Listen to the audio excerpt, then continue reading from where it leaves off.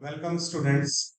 Let's start class 10th biology chapter 1 life processes that जो आपकी book में chapter 5 के नाम से है उसे हम स्टार्ट करने वाले हैं आज बायोलॉजी को स्टार्ट करते हैं विद बीजे और आज बजाते हैं बायोलॉजी का DJ. So let's start the chapter life process.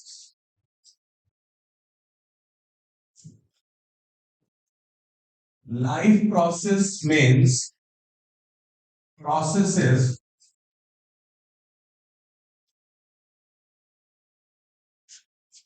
to maintain daily routine jobs. Daily routine jobs means nutrition, respiration, transportation, and excretion. All these processes together are named as metabolic processes, vital activities,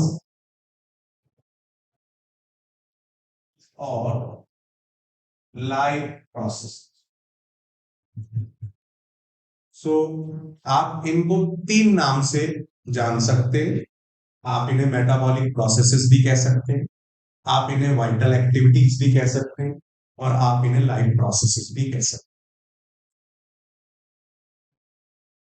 we can categorize life process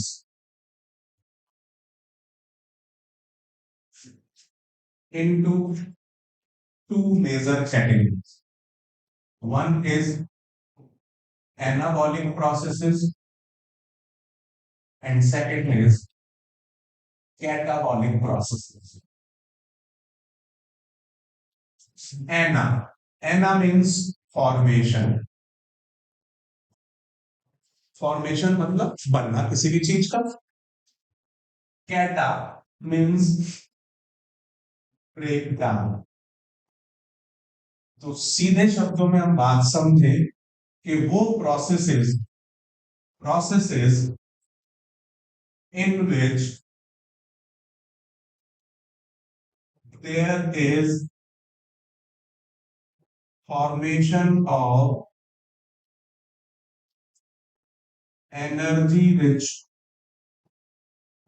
product, for example glucose. भाई हम खाना खाते हैं उसको पचाया जाता है, पचने के बाद वो हमें ग्लूकोज में बदल दिया जाता है और वो ग्लूकोज की क्या है, एनर्जी रिच प्रोडक्ट है, क्योंकि यही ग्लूकोज अब ब्रेक डाउन होगा कहा, आपने क्लास 9th में पढ़ा है माइटोकॉन्ड्रिया सेल के अंदर, और उसका काम क्या है, उसको किस नाम से जानते हैं, power house of the cell. अब पावर हाउस का मतलब बिजली घर। जैसे हमारे घरों में बिजली घर से सप्लाई आती है, उसी तरीके से हर सेल के अंदर होता है एटीपी, एडिनोसिन ट्राइफॉस्फेट। और ये एडिनोसिन ट्राइफॉस्फेट बना कहां से, ये बना ब्रेक डाउन ऑफ ग्लूकोज से। और ये ग्लूकोज का ब्रेक डाउन कहां हुआ, माइटोकॉन्ड्रिया में। और माइटोकॉन्ड्रिया सभी सेल्स में, चाहे वो यूकैरियोटिक सेल में, प्लांट में है, चाहे एनिमल में है, सभी के अंदर ये पाया जाता है। That is found in all the cells eukaryotic, if we are talking about animal cell or plant cell. So that breakdown of glucose release energy. So here that energy is trapped, इस energy को use किया जाता है और इससे बनाए जाते हैं एटीपी। तो ये एटीपी बनने का प्रोसेस हो गया, सपोज आपका अभी जो मैंने एग्जांपल दिया, respiration. So respiration is a catabolic process in which there is breakdown of glucose and release of energy. That energy is utilized in formation of energy rich product, and that is named as ATP. In case of anabolic process, जैसे कि अभी मैंने आपको बताया, formation, formation means बनना, तो यहां पर ग्लूकोज बन रहा है और यहां पर ग्लूकोज टूट रहा है। तो बहुत सारे ऐसे प्रोसेसेस जिनके अंदर ग्लूकोज बनता है, जैसे प्लांट्स के अंदर फोटोसिंथेसिस हो गया, एनिमल्स के अंदर डाइजेशन हो गया, और रेस्पिरेशन प्लांट हो या एनिमल सभी। तो ऐसे सारे के सारे प्रोसेसेस ये दो लिस्ट में बांट दिए गए हैं। एक को हम कह रहे हैं एनाबॉलिक प्रोसेस और एक को बोल रहे हैं हम कैटाबॉलिक। तो सबसे पहले हमने ये समझा कि what are the life processes, ये एक्चुअली लाइफ प्रोसेसेस हैं क्या, और लाइफ प्रोसेसेस को हम कितनी कैटेगरीज में डिवाइड कर सकते हैं। अब आगे की बात करते हैं बच्चों। If you look at the PDF of your chapter, so you will find that life processes. What are life processes? So here is the definition of this life processes, and this definition you can mark here. You can mark this definition. The processes which together perform this maintenance job are named as life processes. So let's try another thing. Let's focus on another thing. That is that the concept of chemistry, but we need to know along with biology. That is very, very important, and that is oxidation reduction reactions. ये वो topic है जो bio और chemistry दोनों से connected है, लेकिन यहाँ पर हमें इसलिए पढ़ना है ये क्योंकि ये बहुत इंपॉर्टेंट है। क्यों इंपॉर्टेंट है? क्योंकि देखो, या तो किसी भी प्रोसेस में, कोई भी लाइफ प्रोसेस की हम बात करेंगे तो उसमें तीन काम होने। किसी भी लाइफ प्रोसेस में, यानी कि कोई भी लाइफ प्रोसेस हमारे शरीर में हो रहा है, वो केमिकल रिएक्शंस की फॉर्म में हो रहा है। तो वो केमिकल रिएक्शन में या तो ऑक्सीजन ऐड होगी, एडिशन और removal of oxygen, that is the common chemical reaction. ये सबसे कॉमन चीज है, या तो ऑक्सीजन जुड़ेगी या ऑक्सीजन निकलेगी। दूसरा काम होता है सेम, एडिशन और रिमूवल ऑफ हाइड्रोजन एटम। या तो हाइड्रोजन एटम जुड़ेगा या हाइड्रोजन एटम निकलेगा। और तीसरा काम होता है addition, that means the gain और लॉस ऑफ इलेक्ट्रॉन। तो कोई भी लाइफ प्रोसेस केमिकल रिएक्शन की फॉर्म में होता है, और केमिकल रिएक्शन में एटम्स का लेन देन होता है। अब ये लेन देन या तो ऑक्सीजन के बेसिस पर होगा, ऑक्सीजन या तो जुड़ेगी या निकलेगी, या ये हाइड्रोजन के बेसिस पर होगा, हाइड्रोजन या तो जुड़ेगी या निकलेगी, और तीसरा ये होगा इलेक्ट्रॉन्स के बेसिस पर, या तो इलेक्ट्रॉन्स जुड़ेंगे या इलेक्ट्रॉन्स निकलेंगे। अब ऑक्सीजन अगर ऐड होती है तो उसे हम कहते हैं ऑक्सीडेशन, जो कि सिंपल संधि विच्छेद आपने हिंदी में पढ़ा होगा, वो ही है, यहां कुछ नया नहीं। ऑक्सी प्लस एडिशन यानी कि ऑक्सीजन का जुड़। बात आती है दूसरी, रिमूवल। रिमूवल का मतलब रिडक्शन। जनरली हम रिडक्शन को बड़े सिंपल मीनिंग में यूज करते हैं कि भाई कम हो गया। कम का मतलब रिड्यूस, और रिड्यूस से ही बना है रिडक्शन, और इसका मतलब क्या हुआ? ऑक्सीजन का हटना। तो या तो ऑक्सीजन हटे या ऑक्सीजन जुड़े, तो उसके जुड़ने के बेसिस पर ऑक्सीडेशन, हटने के बेसिस पर रिडक्शन। जस्ट इससे उल्टा, जस्ट इससे उल्टा हम बात करेंगे हाइड्रोजन के लिए। हाइड्रोजन के लिए addition of hydrogen, that is reduction, and addition of hydrogen, that is named as oxidation. तो अगर आपने ऑक्सीडेशन को ऑक्सीजन के बेसिस पर समझ लिया तो जस्ट उससे अपोजिट कर दीजिए तो आपका काम आसान हो जाता है और आप उसे हाइड्रोजन के बेसिस पर कनेक्ट कर सकते हैं। इसी तरीके से हम बात करें अगर इलेक्ट्रॉन्स की, तो एडिशन यानी कि gain of electrons always be reduction and loss of electrons always be oxidation. ये आपने केमिस्ट्री के पहले चैप्टर में भी क्लियर किया होगा, मैंने नई चीज कुछ नहीं बताई है, लेकिन ये आप कैसे रिडॉक्स इक्वेशंस को, ये ऑक्सीडेशन रिडक्शन रिडॉक्स मैंने नाम क्यों लिया, क्योंकि आपको OX लेना है ऑक्सीडेशन से और RED लेना है रिडक्शन से, and that will become redox, and these are the most common chemical reactions in all over the body in the form of life processes. So whatever the chemical reactions we are dealing with or those are happening in our body, हमारे body में जितनी भी chemical reactions हो रही हैं वो सारी chemical reactions किससे जुड़ी हुई हैं, वो सब redox से, और इन्हीं केमिकल रिएक्शंस का मिला जुला ट्रैफिक लाइफ प्रोसेस क्या है। अब इसको आप एक तरीके से और आप रोड पर जा रहे हैं, तो जब आप रोड पर जा रहे हैं तो रोड पर आप कहते हैं कि जी ट्रैफिक बहुत है। अब आने का ट्रैफिक एक अलग है, जाने का एक ट्रैफिक अलग है। उसी तरीके से सेम है, यहाँ पर एक तरफ फॉर्मेशन का ट्रैफिक है, एक तरफ ब्रेक डाउन का ट्रैफिक है, और उस ट्रैफिक में कोई मॉलिक्यूल बन रहा है। अब जैसे हम जा रहे हैं तो किसी का डेस्टिनेशन कुछ और है, किसी का ओरिजिन कुछ और है, तो सेम उसी तरीके से हर समय हमें अलग अलग चीजें शरीर में, कभी हमें इनपुट चाहिए, कभी हम पानी पी रहे हैं तो पानी पीने का मतलब यह है कि शरीर में पानी की कमी है, शरीर में पानी की डिमांड है। हम यूरिन पास कर रहे हैं तो उसका मतलब क्या है, शरीर के अंदर नाइट्रोजनस वेस्ट एक्स्ट्रा हो गए और उन्हें हम बाहर निकाल। तो मेरा काम यही है कि मैं चैप्टर को कैसे आसान बनाऊं, आपकी आसान भाषा उसी से ही कनेक्ट करने की आप कोशिश कर रहा हूं, और आगे की बात चलते हैं। अब let's move to next.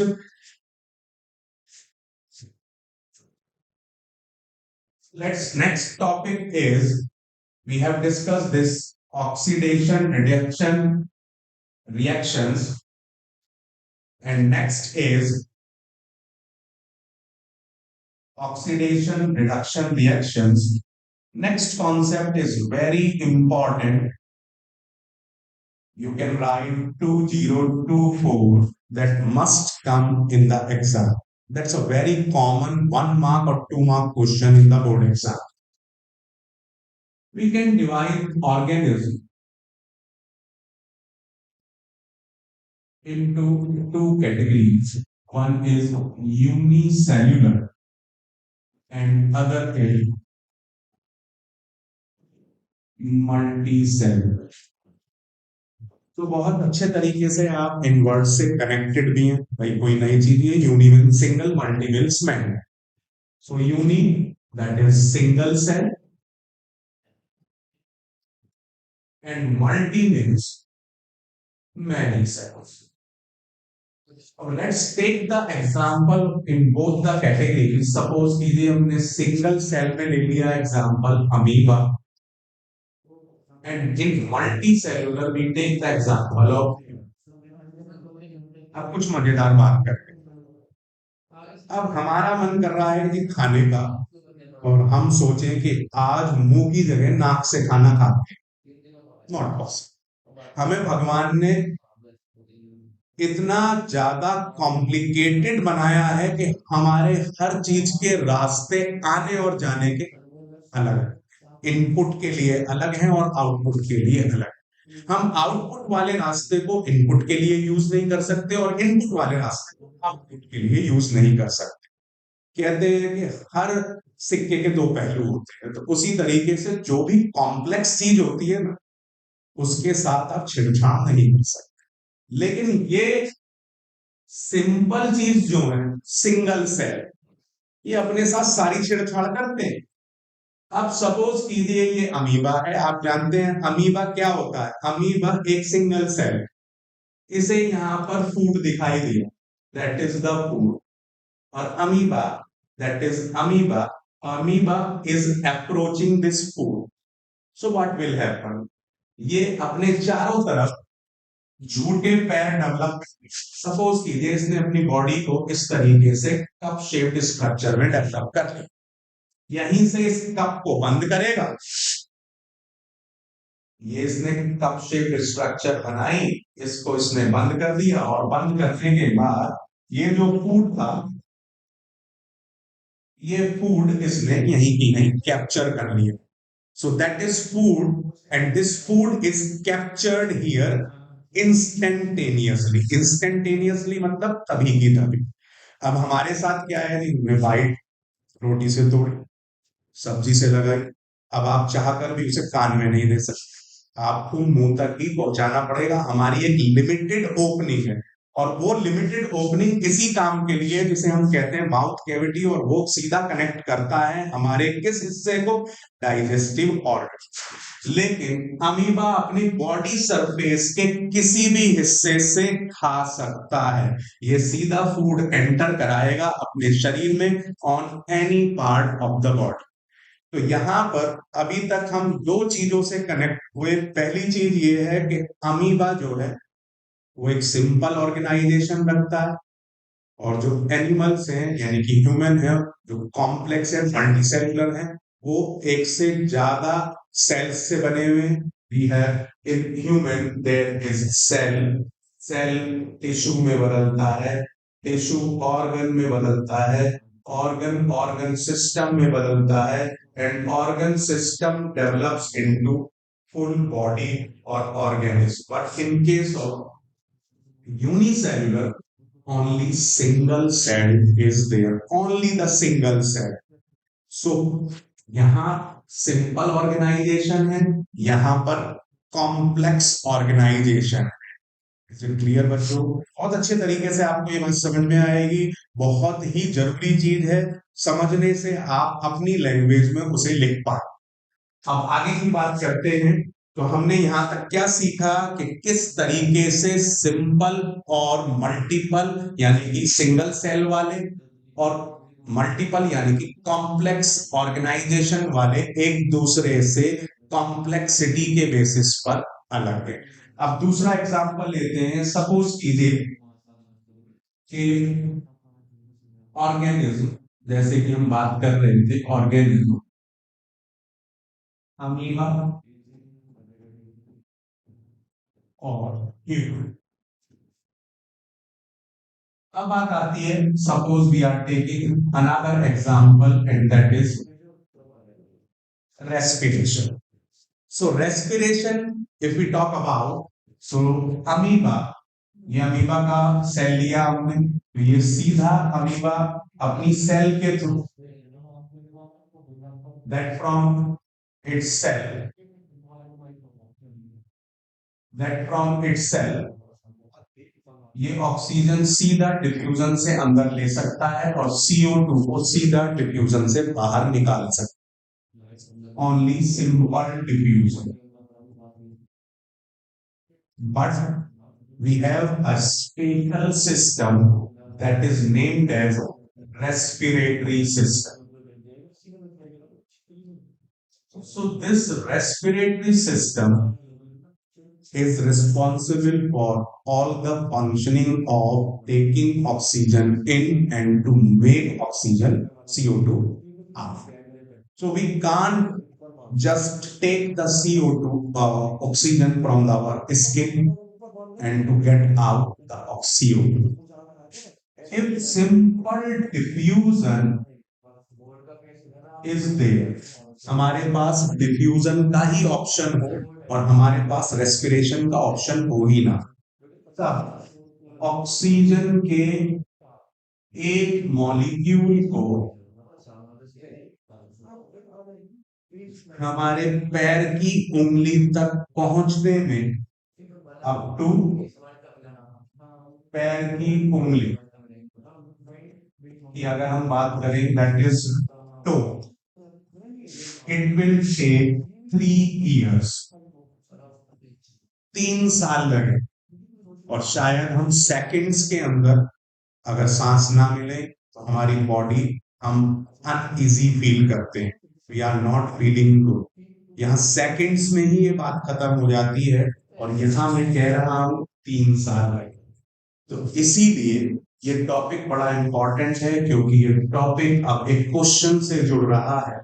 Let's see this in text question, and that is the question number 1। इस क्वेश्चन नंबर 1 को ध्यान से देखिए। Why is diffusion insufficient to meet the oxygen requirements of multicellular organism like human? So let's deal with this aspect। इस चीज को समझते हैं, इस पॉइंट ऑफ व्यू को समझते हैं।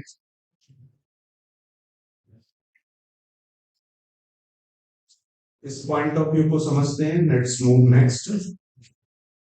सो to understand this concept better, अब इसको आंसर को कैसे इफेक्टिवली लिखना है ये भी मैं आपको बता। देखिए, आंसर लिखना दो तरीके का पैटर्न होता है। एक तो ये होता है कि दिन में उठाया, किसी भी बुक से उसको याद किया और उसके बाद उसको लिख दिया। दूसरा तरीका मैं बड़ा सिंपल, देखो आसान तरीका आपको बता रहा हूं। जैसे ये question 1, how can we write the answer of this question? So let's take the example, और इसको हम डिफरेंस फॉर्म में लिखते हैं। एक तरफ हमने लिया amoeba, that is unicellular, and second is our human, and that is multicellular,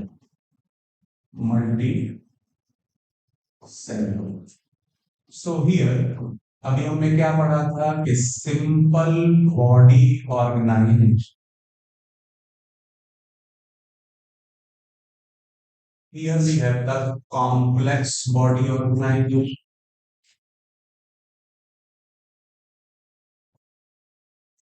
next second की हम बात करें, इसमें सिंपल बॉडी ऑर्गेनाइजेशन, इसमें कॉम्प्लेक्स बॉडी ऑर्गेनाइजेशन। यहां पर whole cell is in direct contact of environment. Here only sense organs are in direct contact, not the whole body.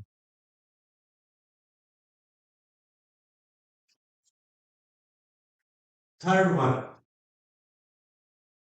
diffusion is sufficient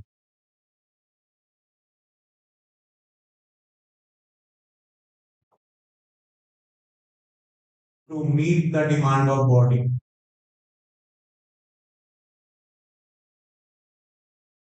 सभी तरीके के काम करने के लिए, अभी मैंने आपको रेस्पिरेशन का एग्जांपल दिया, अभी मैंने आपको एग्जांपल दिया डाइजेशन का, तो उसी तरीके से इसके सारे काम डिफ्यूजन से हो जाए, लेकिन हमारे लिए डिफ्यूजन सफिशिएंट नहीं है। Diffusion is not sufficient. अभी आपको एग्जांपल दिया था कि डिफ्यूजन के थ्रू अगर हमारा रेस्पिरेटरी सिस्टम वर्क करे तो एक मॉलिक्यूल ऑक्सीजन के हमारे लंग्स से पैर के अंगूठे तक पहुंचने में 3 साल लगेंगे। तो अब आप 3 साल का इस लॉन्ग ड्यूरेशन समझ सकते हैं। Can a person be live? नहीं जिंदा रह सकता। So that's a very common thing we need to know. इस तरीके से आप इस पहले आंसर लिख सकते हैं। तो that is the way of answering. You can change yourself to attain best marks in minimum writing. तो अब आपसे देखो, डिफ्यूजन के बेसिस पर ही उसने पूछा है, आपसे पूछा है कि डिफ्यूजन सफिशिएंट है या नहीं, तो आपने उसको बड़े अच्छे तरीके से ऑर्गेनाइज करके बताया। लेट्स देखिए, अब दूसरे की बात करते हैं। What criteria is do we use to decide whether something is alive? तो जिंदा है कोई पर्सन या मुर्दा है, उसके लिए हम एक चीज सीधी सी बात है भाई, जिंदा किसे कहेंगे? जिसके अंदर सारे प्रोसेसेस हो रहे हैं, जिसके अंदर सारे प्रोसेसेस हो रहे हैं, यानी कि वो खा रहा है, पी रहा है, अपने जितने एक्सक्रीटरी प्रोडक्ट्स हैं उन्हें बाहर निकाल रहा है, तो वो जिंदा है। तो दैट मीन्स आंसर क्या होगा? Life processes. और लाइफ प्रोसेसेस के यहां आप सिंपल एग्जांपल दे देंगे, that is nutrition, then respiration, then transportation, and last is excretion. So जिसमें भी ये सारे प्रोसेसेस हो रहे हैं वो जिंदा है ना। तो सिंपल ये इसका आंसर हो गया। ये 1 मार्क से ज्यादा का आपका नहीं पूछा जा सकता। Question number 3, what are outside raw materials used for an organism? अपने लिए हम कोई भी ऑर्गेनिज्म, अब इसको हम दो कैटेगरी में डिवाइड करते हैं। Let's first we talk about plant and then we talk about animals. तो अगर हम बात करें प्लांट्स की, तो प्लांट्स के अंदर उसे क्या चाहिए? बाहर से उसे CO2 चाहिए। आप जानते ही हैं CO2 फोटोसिंथेसिस के लिए ली जाती है, तभी खाना बना, तो CO2 चाहिए। उसे वाटर और मिनरल्स चाहिए। वाटर और मिनरल्स लेने का काम किससे? सॉइल से है। तो अब ये दो चीज उसे चाहिए ही चाहिए, तभी वो अपने आप को सर्वाइवल की में रख सकता है। इसी तरीके से animals, what we need oxygen for respiration, we need food for rest आपका digestion, so and we need for water to convert each and every process nicely in our body. सारी चीजें ढंग से चले, इसलिए हमारे पास ऑक्सीजन व फूड और वाटर तीनों कॉम्बिनेशन में चाहिए। तो इस तरीके से ये इसका आंसर हो गया। मैं हर आंसर को आपको मिनिमम वर्ड्स में बताऊंगा ताकि आपकी अप्रोच बहुत आसान रहे। आप इन सभी एक्सप्लेनेशन को किसी के साथ भी कनेक्ट करके देखिएगा, you will find that a lots of long questions answers and it is very difficult to connect them. और यहां पर आप बहुत सिंपल तरीके से उन आंसर्स को अपने आप से कनेक्ट कर पाएंगे। याद करने की जरूरत नहीं होगी, सिर्फ आपने सुना और आपके दिमाग में वो एंटर कर गए। Quick response. Fourth question, what processes would you consider essential for maintaining life? Again what process की जगह क्या आ जाएगा?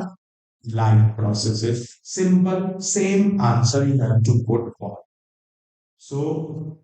So far we have discussed what are the different life processes, the definition of life processes, the oxidation reduction reactions in the chemical reactions, in the form of chemical reaction in our whole body, that life processes will proceed। यही चलते हैं इसी तरीके से, ये पूरा chemicals का traffic. और वो केमिकल का ट्रैफिक मैंने आपको बताया दो तरीके से चलता है, रिडक्शन या ऑक्सीडेशन। और वो रिडक्शन और ऑक्सीडेशन 3 तरीके से कंप्लीट होता है, ऑक्सीजन के लेन देन से, हाइड्रोजन के लेन देन से, या इलेक्ट्रॉन के लेन देन से। तो वो हमने समझा किस तरीके से। उसके बाद हमने समझा कि सिंपल ऑर्गेनिज्म, जो क्वेश्चन नंबर 1 था, जो भी हमने डिफरेंस फॉर्म में डिस्कस किया है, उसमें ये बड़ा इंपॉर्टेंट क्वेश्चन है। बोर्ड में 3 कैटेगरी में आ चुका है, 1 मार्क में भी, 2 मार्क में भी और 3 मार्क में भी। मैंने आपको 3 पॉइंट्स इसीलिए दिए हैं। 3 नंबर का आता है 3 पॉइंट लिखिए, 2 नंबर का आता है 2 पॉइंट लिखिए, और 1 नंबर का आता है 1। तो आपके पास तीनों तरीके से ये कैटेगरी वाइज तैयार हो गया और आप इजीली इसका आंसर दे सकते हैं। और कंपेयर करके आपको इसको लर्न करना, इसको सीखना भी आसान। उसके बाद हमने ये सारे क्वेश्चंस डिस्कस किए। तो ये सारे वो पर्टिकुलर, आज मैंने आपको इंट्रोडक्शन दिया और इस टॉपिक से जोड़ने की कोशिश करी है। In the next video we will find the relevant answer of nutrition in easiest way by VJ, and then in next video we are going to put another DJ for nutrition. Thank you.